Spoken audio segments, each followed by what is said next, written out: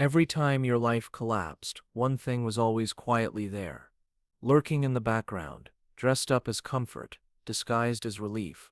You might have blamed your circumstances, the job loss, the breakup, the family drama. But beneath all those external events, there was something else, something you kept returning to without even realizing it. A habit.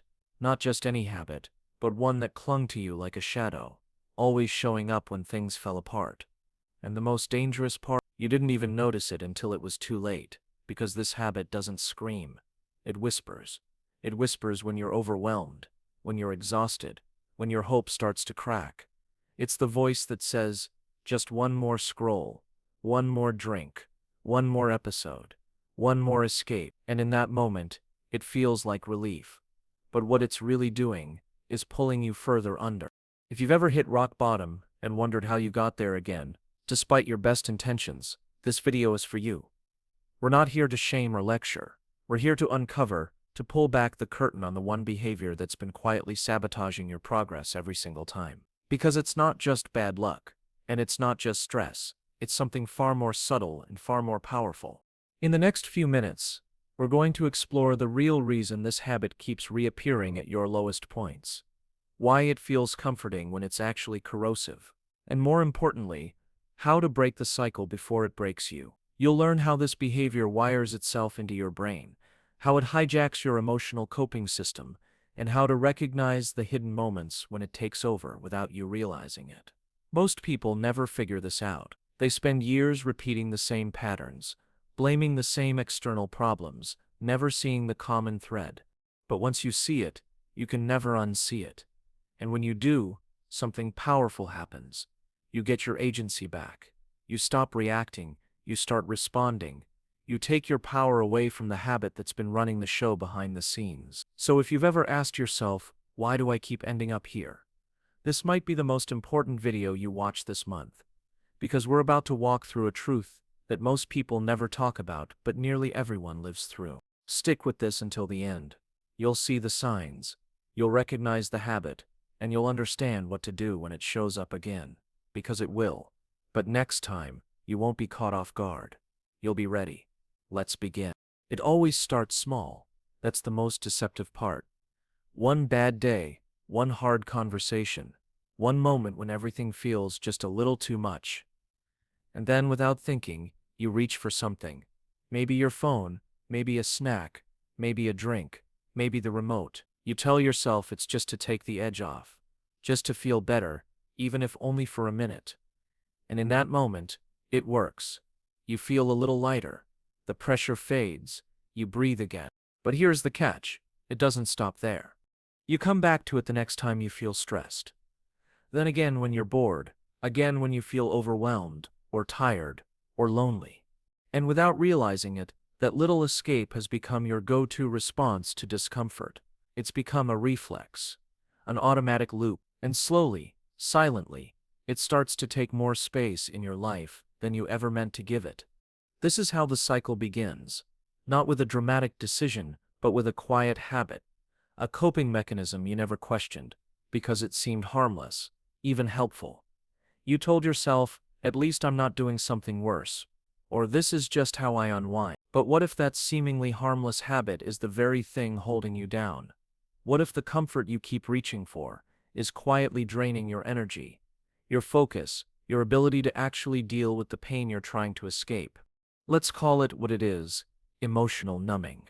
We don't talk about it much, but it's everywhere. People think of addiction in extreme terms: substances, reckless behavior, spiraling chaos. But some of the most dangerous addictions are socially accepted, even encouraged. Binge watching, compulsive scrolling, emotional eating, zoning out on autopilot. These habits don't destroy your life in a single explosion. They wear it down with slow erosion, and that's what makes them so hard to see. Here's the pattern you've probably experienced, without even realizing it. A problem shows up: stress, sadness, anxiety, boredom. Your nervous system spikes. Your brain says, this doesn't feel good. And before you can even consciously respond, you reach for your habit. Because your brain remembers last time you felt this way, this made it stop. And it did, for a while. So your brain keeps reinforcing the loop. It learns that anytime you feel low, avoidant behavior gives relief. Not a solution, just relief. Over time, that habit becomes a shortcut, not for healing, but for escape. It doesn't fix the root cause, it just masks it. But here's the scary part. Every time you escape instead of face, you train yourself to fear discomfort more. You shrink your tolerance for challenge, you wire yourself to depend on that external fix. And the more you do that, the less equipped you are to actually deal with your life when it gets hard. So when a true crisis hits, something big like a breakup, a job loss, a betrayal, you collapse faster because your real coping muscles have atrophied. And the habit is there, waiting, just like last time. Let's get honest here. This habit didn't show up out of nowhere. It probably started when you were younger. Maybe you grew up in a home where emotions weren't expressed, or where stress was constant. Maybe you never learned how to sit with pain without panicking. Maybe you weren't given the tools to process discomfort, so you had to find your own ways to numb it. And those ways worked until they didn't. What used to be a survival tool has now become a trap. And the most dangerous part, it's invisible. People don't see what you're going through. You're still functioning, still showing up, still doing what needs to be done. But inside, you're slowly unraveling, because you're not actually facing your life. You're just managing symptoms. You're living on pause. And one day, you look up and realize you've lost time, energy, opportunities, relationships. And you don't even remember when it happened, just that it did. This is why that habit is always there at your lowest. Not because it caused the crisis, but because it made you less able to deal with it when it came. It softened your edges, so much that when life hit hard, you had no armor left. You weren't grounded. You weren't equipped. You were just surviving. But here's the good news. Once you see the loop, you can start breaking it. Not with willpower alone, but with awareness. You don't have to fight the habit head on, you just have to pause before you respond. Ask yourself, what am I really feeling right now? What am I trying to avoid? That one moment of awareness can change everything. Because it puts you back in the driver's seat. It interrupts the reflex. And no, you don't have to be perfect. This isn't about quitting cold turkey or shaming yourself for falling into the pattern again. This is about noticing when it shows up and choosing differently. Even once, even for 5 minutes. Over time, those small decisions become new patterns, stronger ones, healthier ones. And eventually, the habit that used to control you loses its power. So if you've ever wondered why you seem to spiral at the same point every time, why your rock bottoms always feel eerily familiar, start by looking at what you reach for when things get hard. What's the comfort that's slowly become a cage? What's the habit that keeps showing up when life gets heavy? Because that's not just a coincidence, that's the key. And the moment you start seeing it clearly, that's when everything begins to change. Now let's look at exactly how this habit sneaks into your brain's wiring, and why it feels so impossible to shake. What you'll discover next might reframe everything you thought you knew about control, discipline, and why you've felt stuck for so long. Let's keep going. The reason this habit is always there at rock bottom isn't just about what you do, it's about how your brain learns and adapts. Understanding that is the key to breaking free. It's not a matter of willpower or character flaws, it's neuroscience. Your brain is wired to seek comfort and avoid pain, and it does this by creating shortcuts, habits that make survival easier in the short term. But those shortcuts can become traps. Let's break down what's happening under the hood. Every time you reach for that habit, the scrolling, the overeating, the numbing drink, the zoning out, it triggers a chemical response in your brain. Dopamine, the feel-good neurotransmitter, floods your system. It rewards you with pleasure and relief. Your brain remembers this as a positive outcome. So the next time discomfort hits, it urges you to repeat the behavior. This cycle becomes deeply ingrained because your brain's reward system is designed to protect you from pain. Here's the catch. This relief is temporary. It doesn't fix the underlying issue, it just masks it. And while dopamine gives you a quick hit of pleasure, the long-term effects can actually make things worse. Your stress levels stay high because the root cause isn't addressed. Your emotional resilience weakens because you're not practicing healthy coping skills. You start to need more of the habit to get the same relief, a classic tolerance effect that happens with any form of repeated dopamine stimulation. Over time, this rewiring creates a feedback loop that's hard to escape. The more you rely on the habit to cope, the more your brain expects it, and the less equipped you become to handle stress naturally. So when a big problem hits, you're caught in a perfect storm, overwhelmed emotionally, but with fewer tools to manage the storm. That's when hitting rock bottom feels inevitable. But it's not just about dopamine. There's also the role of the brain's stress response system, the amygdala, hypothalamus, and prefrontal cortex working together to manage threats. When you face stress or pain, your amygdala lights up, signaling danger. Your body reacts with fight, flight, or freeze. The prefrontal cortex, the part of your brain responsible for rational thought and self-control, tries to regulate this response. But when the stress is chronic or intense, the amygdala can hijack your brain, making it hard to think clearly or resist impulses. The habit you fall back on is often the easiest way to quiet that amygdala alarm. It's a shortcut out of the flood of anxiety or sadness. But because it bypasses your prefrontal cortex's ability to regulate emotions, it leaves you stuck in reactive patterns. Instead of processing your feelings, you numb them. Instead of adapting, you avoid. And that avoidance reinforces the brain's fear response, making it even more sensitive to future stress. Think of it like a muscle. Every time you reach for the habit, instead of facing the discomfort, you're not just running away from pain, you're training your brain to be less flexible and less resilient. You're weakening the very circuits that could help you navigate life's challenges more smoothly. What's worse is that this habit often isolates you. When you're trapped in a loop of numbing or escapism, it becomes harder to reach out for help or connect with others. Loneliness and shame build up, feeding the cycle. You feel stuck, hopeless, and powerless. And the habit becomes not just a way to numb pain, but the only thing that seems to make life bearable. But here's a surprising truth. The very habit that's holding you back can also be the key to your breakthrough, because habits are not fixed. They're flexible. Your brain is constantly rewiring itself, a process called neuroplasticity. That means you can create new habits, new pathways, and new ways of responding to stress. You can build resilience where you thought there was none. The first step is awareness. You have to see the habit for what it really is, not just a bad choice or weakness, but a survival mechanism gone awry. When you understand that it's your brain trying to help you, even if the help is misguided, you can start to treat yourself with compassion instead of judgment. This shift in mindset is crucial, because shame and self-criticism only strengthen the cycle. They make you want to escape even more. Next, you need to create space between the trigger and your response. That's the moment where change happens. When you feel that urge rising, the pull to scroll, to snack, to drink, pause, breathe.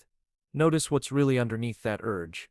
Are you lonely, anxious, exhausted, scared? Naming the feeling takes power away from it. It puts you back in control. This pause interrupts the automatic loop and gives your prefrontal cortex a chance to engage. From there, you can experiment with new ways to soothe yourself that don't rely on numbing. Maybe it's taking a walk, calling a friend, journaling, meditating, or simply sitting with the discomfort without judgment. These aren't quick fixes. They're skills you build over time, but each small choice strengthens your brain's resilience and makes it easier to face challenges head-on. It's important to recognize that setbacks will happen. You will fall back into the habit sometimes. That's normal. Change isn't linear. But each time you return to awareness, each time you choose differently, even if just once, you're building new neural pathways. You're rewiring your brain toward freedom. Finally, building support is vital. This habit thrives in isolation, sharing your struggle with trusted people, whether friends, family, or professionals, breaks the secrecy and shame that keep the cycle going. Connection fuels healing. When others hold space for you, your brain starts to rewire around safety and trust, not fear and escape. So if you've been asking yourself why this habit keeps showing up every time you hit rock bottom, now you know. It's not just a bad habit. It's a deeply wired brain response to pain and stress. But it's also a door to understanding yourself better, to learning new ways to cope, to reclaiming your life from the cycle that's held you captive.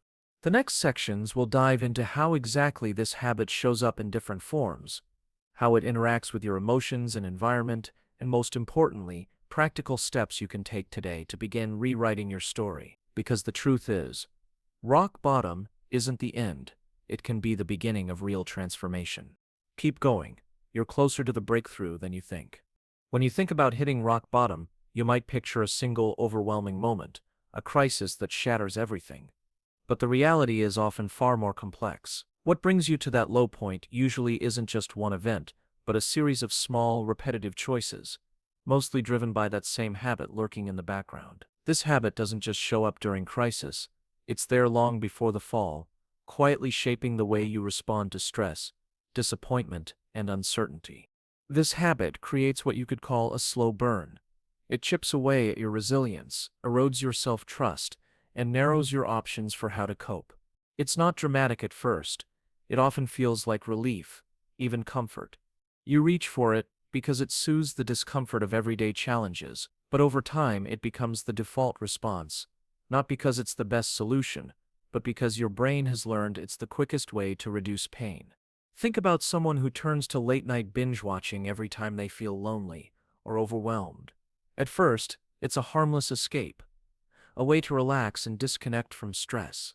But night after night, this habit steals time from sleep, interrupts healthy routines, and isolates them further. When bigger problems arise, they're less prepared to face them head-on because their coping muscle has weakened. Instead of resilience, they've built a pattern of avoidance. This pattern looks different for everyone. For some, it might be emotional eating. For others, excessive social media scrolling, compulsive shopping, or numbing with substances. But the mechanism is the same, a repeated attempt to escape emotional pain by seeking immediate comfort. This habit hijacks your attention and energy, leaving little left for the deeper work of healing and growth. What's especially tricky is that this habit often disguises itself as a solution. When you're in the moment, it feels like the right choice. It offers instant gratification, distraction, or numbness. Your brain interprets this as success. It's found a way to reduce distress quickly. But here's the catch. Every time you choose this habit, you're reinforcing a neural pathway that prioritizes short-term relief over long-term well-being. And because your brain is wired for efficiency, the pathway strengthens and shortcuts deepen.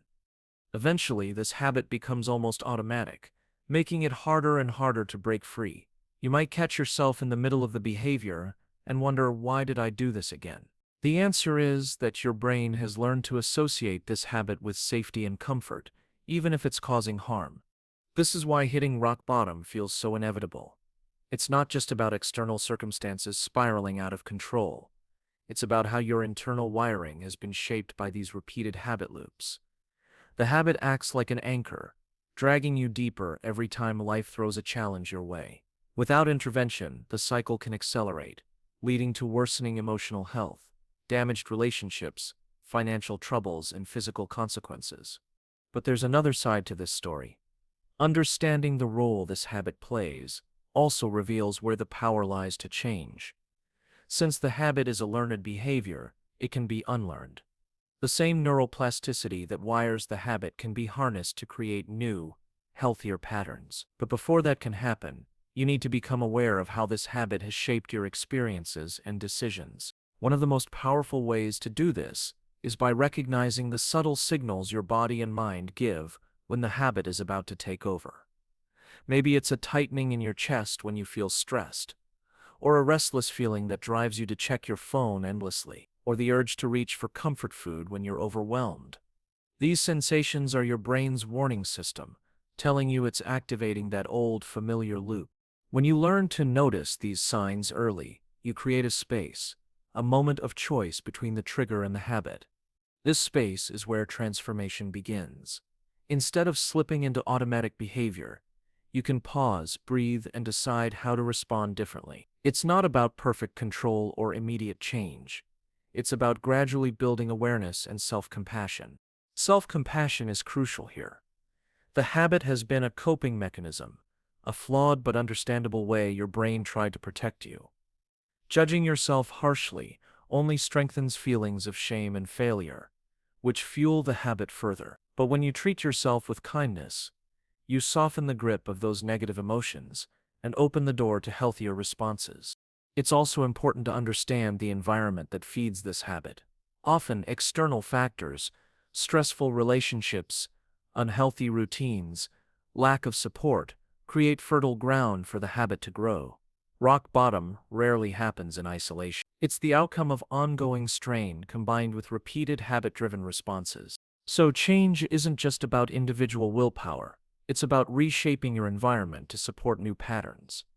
This might mean setting boundaries with toxic people, restructuring your daily schedule to include restorative practices, or seeking out communities that foster growth and accountability. The key is to create conditions where your brain feels safe enough to let go of the old habit and experiment with new ways of coping. This can feel scary because it means facing discomfort without the usual crutch. But discomfort is a natural part of change and growth. Over time, you'll find that your brain rewires to prioritize these healthier responses because they lead to more lasting relief and well-being. Remember, the journey out of rock bottom isn't about perfection or rushing the process. It's about persistence, curiosity, and compassion. Every small step you take to notice the habit, understand its role, and choose differently weakens its hold. With patience, the cycle reverses. What once pulled you down becomes the very thing that shows you how to rise.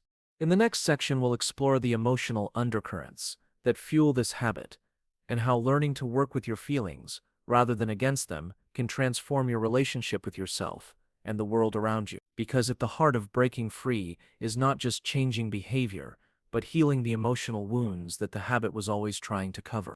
Stay with me, because what comes next might just change everything. Most people who find themselves hitting rock bottom never realize just how deeply their emotions are tied to the habit that keeps pulling them down. What many overlook is that this habit isn't just a random reaction, it's fueled by emotional patterns we often don't fully understand. These emotions, fear, shame, loneliness, frustration, are like invisible currents beneath the surface, constantly pushing you toward that familiar yet destructive behavior. When you're overwhelmed by difficult feelings, it's natural to want to escape.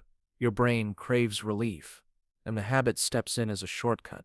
But the problem is, these emotions don't just vanish. They get buried, simmering under the surface, waiting for the next moment of vulnerability to erupt again. This cycle can make you feel trapped, as if the pain is inescapable, and the habit is your only refuge. The key to breaking this cycle lies in changing your relationship with these emotions. Instead of trying to suppress or avoid them, you need to learn how to sit with them, understand their message, and allow them to pass naturally. This process, though challenging, is the foundation for real healing. Let's start with fear, the root of so many habits that lead to rock bottom. Fear isn't just about being scared of something specific. It's often a deeper fear. Fear of failure, fear of rejection, fear of being alone. When this fear takes hold, it triggers your brain's survival instincts, pushing you to seek safety in the most immediate way possible. That's when the habit jumps in, offering a quick escape from the discomfort. But fear, left unaddressed, grows stronger. It distorts your perception, making challenges seem insurmountable and solutions out of reach. It whispers lies that you're powerless to change your situation. When fear dominates, it's easy to believe that the habit is the only thing that works, because it dulls the edges of your anxiety, even if only temporarily. Then there's shame, a powerful, often hidden emotion that fuels many destructive cycles. Shame tells you that there's something inherently wrong with you, that you don't deserve better. It makes it hard to reach out for help, because it convinces you that you're unworthy, or that others will judge you harshly. This isolation is exactly what the habit thrives on, because when you feel alone and unworthy, you cling even tighter to whatever provides relief. Understanding shame requires compassion. It's important to recognize that everyone experiences shame at some point, and it's not a reflection of your true worth. But if shame is allowed to fester, it becomes a prison that keeps you locked in patterns that feel safe but are ultimately harmful. Loneliness is another silent driver of the habit.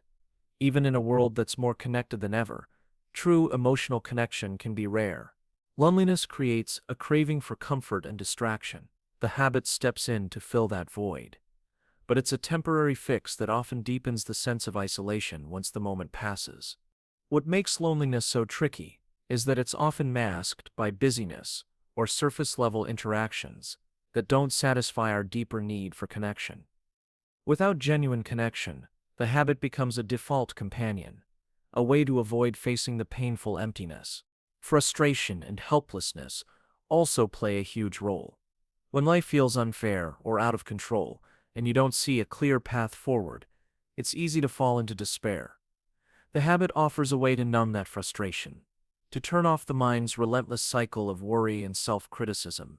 But here's the paradox. The more you rely on the habit to escape these emotions, the less equipped you become to handle them when they inevitably resurface. It's like trying to hold water in your hands.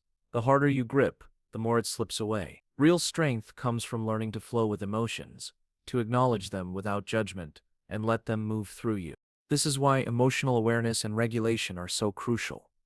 Developing the ability to recognize when emotions are rising, to name them, and to understand their triggers can shift the power dynamic. Instead of being controlled by these feelings, you begin to observe them with curiosity and even kindness. Practices like mindfulness and meditation can help cultivate this awareness. When you slow down and pay attention to your inner experience, you create a buffer between the trigger and your habitual response. This space is where choice becomes possible. Instead of automatically falling into the habit, you can respond with intention. It's important to remember that this process takes time. You won't suddenly stop feeling fear, shame, loneliness, or frustration overnight. But each moment you practice noticing these emotions without reacting immediately, you weaken the grip of the habit. You build resilience, the capacity to face discomfort without escaping into old patterns. Another powerful tool is learning to express these emotions in healthy ways. Whether it's talking to a trusted friend, journaling, engaging in creative activities, or seeking professional support, expressing your feelings helps release their intensity and prevents them from boiling over. When emotions are bottled up, they find sneaky ways to manifest through physical symptoms like headaches, fatigue, or digestive issues, or through sudden emotional outbursts. By giving your emotions a safe outlet, you reduce the pressure that fuels the habit's pull. It's also essential to shift the narrative you tell yourself about your emotions. Instead of labeling them as bad or weakness, see them as natural signals, like a smoke alarm alerting you to something that needs attention. This reframing can reduce fear and shame around your emotional experience, making it easier to sit with discomfort rather than run from it. And finally, building emotional strength isn't about going it alone. Connection plays a vital role here. Sharing your feelings and struggles with others who understand can lighten the load. It reminds you that you're not isolated in your experience, that others have walked this path and found their way through. In the end, breaking free from the habit that brings you to rock bottom requires a deep emotional shift. It's about embracing your feelings, learning from them, and choosing to respond differently, even when it's hard. This emotional work lays the groundwork for lasting change, so that when life knocks you down, you're equipped not just to survive, but to rise stronger than before. Breaking the cycle of hitting rock bottom starts with understanding that awareness alone isn't enough. The real challenge lies in disrupting the habit when it tries to take hold. The exact moment when old patterns threaten to pull you back into the same destructive spiral. This section dives into practical, actionable steps you can take to interrupt the habit's grip and steer yourself toward a different outcome. First, let's talk about the power of small, intentional actions. It's tempting to think that change requires massive, dramatic efforts, but the truth is that transformation often happens through tiny, consistent shifts. When you feel the urge to fall back into the habit, that's your moment, the critical pause where you can choose differently. This isn't about perfection or instant success. It's about showing up for yourself, even in small ways. One of the most effective tools here is what psychologists call implementation intentions. This is a fancy term for having a clear plan for how you'll respond when the habit urge arises. Instead of leaving it to chance, you prepare a specific action in advance. For example, if you know that stress triggers your habit, you might plan that the next time you feel overwhelmed, you'll take 5 deep breaths, or step outside for a brief walk. Having these go-to responses programmed in your mind reduces the chances of slipping back into old behaviors. Another powerful technique is distraction. Not in the sense of avoiding your problems, but strategically redirecting your focus to something positive and engaging. When the urge hits, engaging in a hobby, calling a friend, or even doing a quick physical activity can shift your brain's chemistry and break the automatic loop. The key is to choose distractions that align with your goals and values, not ones that simply replace one habit with another harmful pattern. Alongside distraction, grounding techniques can anchor you in the present moment and ease the emotional storm. Simple practices like focusing on your breath, feeling your feet firmly on the ground, or naming 5 things you see around you can calm racing thoughts and bring clarity. When you're less overwhelmed, the habit loses some of its urgency and power. But what about the deeper emotional triggers? Addressing those requires more than surface-level fixes. It means developing emotional resilience, the ability to face discomfort without needing to escape. This starts with self-compassion. When you feel the habit creeping in, rather than beating yourself up or feeling ashamed, recognize that this is a human experience. Be kind to yourself, acknowledging that change is hard and that every effort counts. Building self-compassion creates a foundation for healthier coping strategies. It encourages you to ask, what do I really need right now? Instead of automatically defaulting to the habit. Maybe you need rest, connection, or validation. When you can identify these needs, you open the door to meeting them in constructive ways. Support systems play a crucial role here. Isolation makes habits stronger, but connection weakens their hold. Surround yourself with people who understand your journey and support your growth. This might mean joining support groups, engaging in therapy, or simply sharing your struggles with trusted friends or family.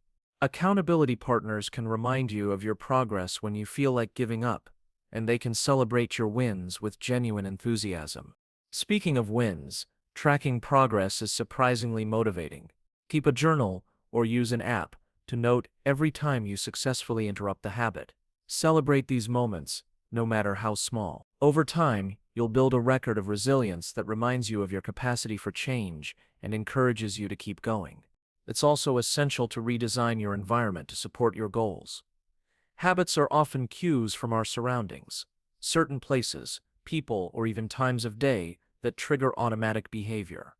Identify your triggers and create barriers to the habit. For instance, if you tend to engage in the habit late at night, adjust your schedule or create a bedtime routine that promotes relaxation and reduces temptation. Replace cues that lead to the habit with positive reminders. Sticky notes with encouraging messages, setting alarms for mindfulness breaks, or rearranging your space to include inspiring objects can subtly influence your behavior throughout the day. These environmental tweaks reduce reliance on willpower alone, which can wane when you're tired or stressed. Another important aspect is developing new habits that fulfill the underlying needs the old habit used to satisfy. Often habits provide comfort, distraction, or a sense of control. Find healthier alternatives that serve the same purpose. If the habit was about relieving stress, maybe yoga or journaling can fill that role. If it was about connection, perhaps volunteering or joining a club can meet that need.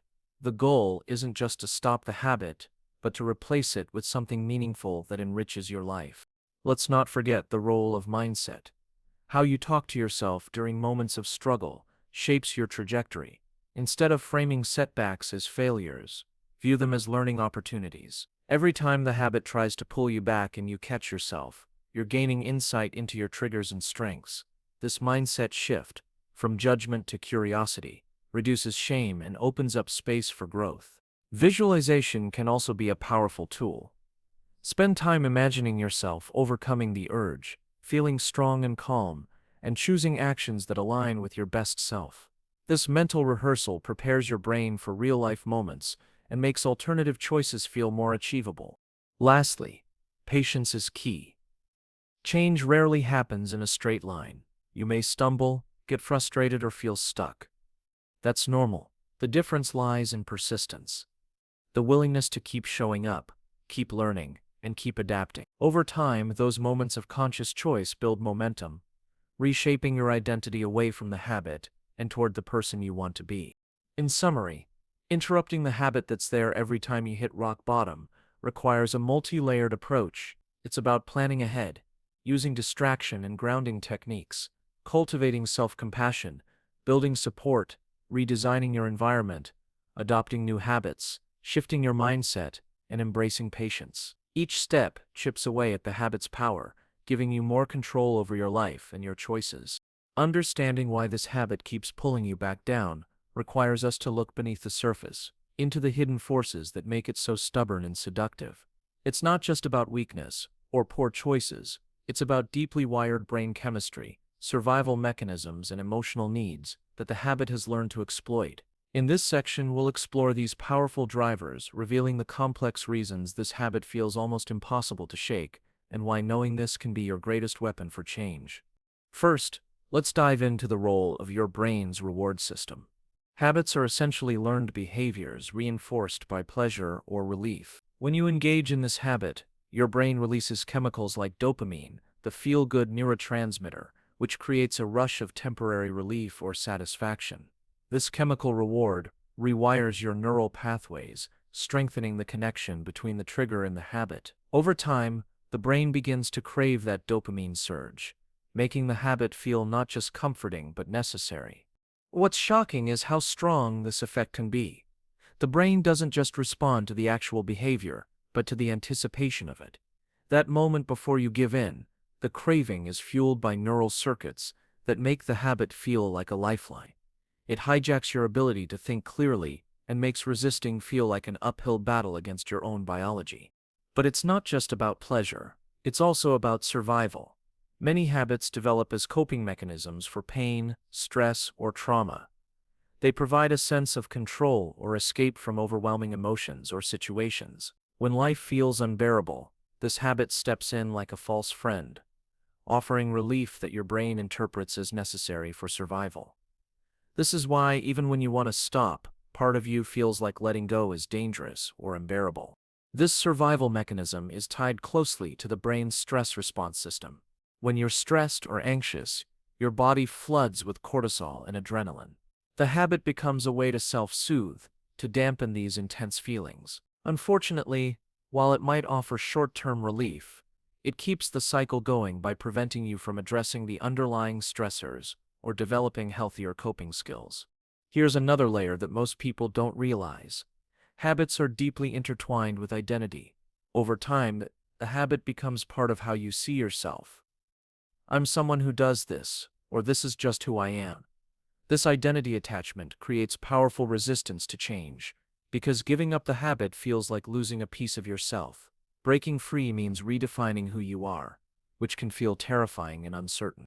On top of that, social and environmental factors reinforce the habit in ways that are often invisible. Certain people, places, or situations act as triggers without you even realizing it. Maybe it's a time of day, a specific emotional state, or a familiar setting. These triggers automatically activate the habit loop, making it feel unavoidable. And if your social circle normalizes or even encourages the habit, changing becomes even harder because you're swimming against the current. The habit also thrives on what neuroscientists call automaticity. This means the behavior has become so ingrained that it happens with little conscious thought. Your brain has delegated it to a lower-level system designed for efficiency, freeing up mental energy for other tasks. But the downside is that the habit runs on autopilot, bypassing your conscious decision-making and making relapse common, even when you're committed to change. Emotional avoidance plays a critical role too. The habit often acts as a shield against uncomfortable feelings like loneliness, shame, guilt, or fear. Instead of sitting with these emotions and processing them, the habit offers an escape route. This avoidance prevents healing and keeps the cycle alive. In many ways, the habit is a defense mechanism, a way to survive emotional pain even if it ultimately causes more harm. Here's where it gets even more complicated. The habit creates its own vicious cycle. Every time you give in, guilt and shame flood in afterward, which paradoxically increases stress and negative emotions. This in turn strengthens the urge to repeat the habit to soothe those feelings. Breaking this feedback loop requires more than just willpower. It demands compassion and strategic interventions that address both the behavior and the underlying emotions. It's important to recognize that this habit's power isn't a personal failing. It's a reflection of how your brain and body have adapted to cope with challenges, trauma, or unmet needs. Understanding this removes some of the self-blame and opens the door to more effective, gentle strategies for change. What's also surprising is how common this experience is. Many people feel trapped by habits that seem bigger than themselves. Knowing you're not alone and that there's a biological and psychological explanation can be incredibly freeing. It's not about fighting harder against yourself. It's about working smarter with how your brain works. So what does this mean for your journey forward? The first step is awareness. By recognizing the habit's roots in brain chemistry, survival instincts, identity, and emotional avoidance, you gain clarity about why breaking free is so challenging. This awareness is the foundation for self-compassion and patience. Next, you can start to dismantle the habit's hold by addressing each of these drivers. For the dopamine craving, replacing the habit with healthier activities that provide natural rewards, like exercise, creative pursuits, or social connection, helps retrain your brain. For survival and stress relief, learning new coping skills like mindfulness, deep breathing, or therapy can reduce your reliance on the habit as a shield. When it comes to identity, practice reframing your self-image. Instead of "I am this habit," try "I am someone learning to live differently." Small affirmations and visualizations can reinforce this new identity and make change feel more possible. Environmental triggers require conscious reshaping of your surroundings. Remove or avoid cues that lead to the habit and create new supportive routines. Engage with communities or groups that encourage your growth and reflect the changes you want to see. And most importantly, address emotional avoidance with kindness. Allow yourself to feel uncomfortable emotions without judgment, knowing that sitting with pain is part of healing. Therapy or support groups can be invaluable here, helping you process emotions safely and build resilience. Understanding why this habit has been there every time you hit rock bottom isn't about feeling stuck or defeated. It's about unveiling the hidden forces at play so you can reclaim control with knowledge and compassion. You're not battling an enemy within. You're learning the language of your mind and body and discovering new ways to respond. Understanding why this habit keeps showing up, even when you want to break free, means diving into the hidden forces that make it so hard to resist. It's not just about willpower or bad choices. There's a deep biological and psychological wiring at play. One that has evolved to protect you but can also trap you in a cycle of self-destruction. At its core, this habit often acts like a survival mechanism. When life feels overwhelming or unbearable, your brain searches for quick relief, a way to shut down the pain, stress, or discomfort. This habit triggers a release of feel-good chemicals like dopamine or endorphins, which temporarily dull the emotional ache. It's no surprise then that the habit feels almost irresistible in those darkest moments, because it promises a kind of escape or comfort. But here's the catch: this relief is fleeting. Once the effect fades, the original pain returns, often stronger, and with it the urge to repeat the behavior. It's a vicious loop. What starts as a way to cope becomes the very thing that drags you deeper into struggle. On top of that, repeated engagement in this habit rewires your brain. The more you turn to it, the stronger the neural pathways become, making it easier to fall back into the same pattern. It's like a well-worn path in a forest. Once created, it's the easiest route to take. Your brain isn't trying to sabotage you. It's simply favoring what it knows will bring immediate relief. Stress and trauma play a huge role here. Many people who hit rock bottom and fall into this habit have unresolved pain from the past, emotional wounds, difficult relationships, or ongoing challenges that never truly heal. The habit acts as a shield against this pain, a way to numb or avoid it altogether.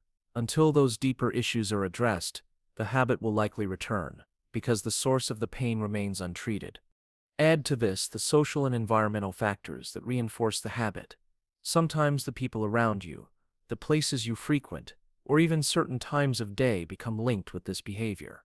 These cues prime your brain to expect the habit, making it even harder to resist when you're triggered. So what does this mean for breaking free? It means that beating the habit isn't just about saying no more often. It's about understanding the why behind it, recognizing that the habit is trying to solve a problem, even if it's doing it in a harmful way. Addressing this requires compassion for yourself.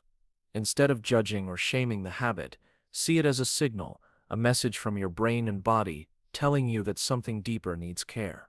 This mindset shift creates space for healing rather than pushing you further into isolation or frustration. It also means focusing on healing the root causes, whether that's managing stress better, processing past trauma, or changing the environment around you. Therapy, mindfulness, and supportive communities can provide powerful tools for this deeper work. And remember, change is gradual. The brain's wiring can be reshaped over time with consistent effort.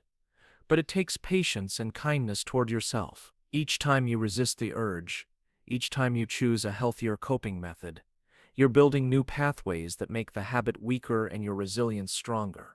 Understanding these hidden forces gives you the insight to approach your struggle with a new perspective. The habit isn't just bad behavior, it's a survival response gone off course, signaling deeper needs. Recognizing this is the first step to reclaiming your power and finding real, lasting change. Now that you understand why this habit keeps showing up every time you hit rock bottom, it's clear that breaking free isn't just about willpower or quick fixes. It's about seeing the deeper patterns behind your behavior, recognizing that this habit is often a way your mind and body try to protect you from pain, even if it ends up hurting you in the long run. This awareness is powerful because it shifts the way you relate to yourself and your struggles. Instead of fighting or feeling ashamed, you can begin to approach yourself with compassion and curiosity. Remember, change doesn't happen overnight. The brain has been conditioned over time to fall back into familiar patterns, especially when under stress. But every small step you take away from this habit and toward healthier coping builds new pathways in your brain. These new habits might not bring instant relief like the old ones did, but over time they create a foundation for lasting healing and resilience. It's important to focus on what's beneath the surface, the unresolved pain, the stress, the triggers in your environment that keep pulling you back in. Addressing these root causes, whether through therapy, self-reflection, or supportive communities, can reduce the power this habit has over you. And don't underestimate the strength that comes from reaching out for help. You don't have to face this alone. If you've noticed this habit lurking in your life, take it as a sign that you're ready for change.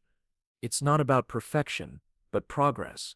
About learning to respond differently when life gets tough. You might stumble, but each time you get back up, you're proving to yourself that you're stronger than any habit. Finally, keep in mind that your journey is unique. What works for one person might not work for another, and that's okay. The key is to stay curious, patient, and kind with yourself as you explore new ways to heal and grow. Thank you for sticking with me through this video. If you found these insights helpful, please let me know in the comments below. Sharing your thoughts and experiences not only helps you process, but also builds a community of support for others going through the same challenges. Don't forget to like and subscribe for more content that can guide you toward a healthier, more empowered life. Remember, every time you've hit rock bottom, this habit showed up for a reason. Now it's time to understand that reason, break the cycle, and start moving forward with greater clarity and hope. Your story isn't over yet, it's just beginning.